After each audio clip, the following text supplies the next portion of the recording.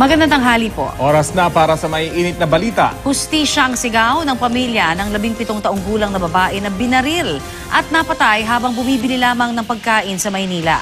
Hinala ng mga kaanak, posibleng napagkamalan lang ang biktima.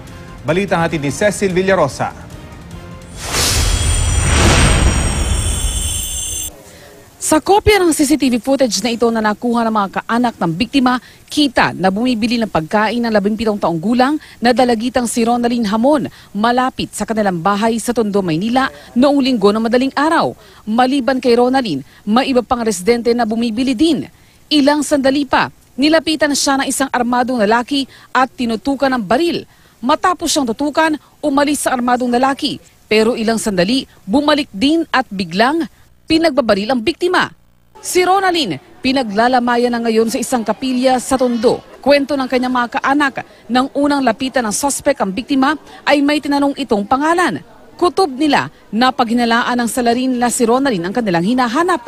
Kilala raw na malambing at masayahin ang biktima na magdiriwang sana ng kanyang ika-18 kaarawan sa darating na buwan ng Hunyo.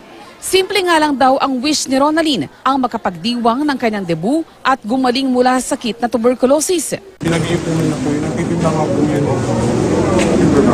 Yung mga ano po, yung mga isaw-isaw po, tapos nagbabalago na yung mga chichirya po. Nag-iipon po lang siya parang po dun sa debut po niya sa June. Kasi pangarap niya daw nga po. Tapos yun nga po, gumaling po yun sa sakit niya. Nananawagan din sila ng katarungan para kay Ronaldine. Sana naman magkaroon ng justisya yung aking apo.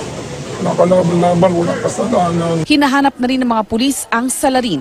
Cecil Villarosa, GMA News.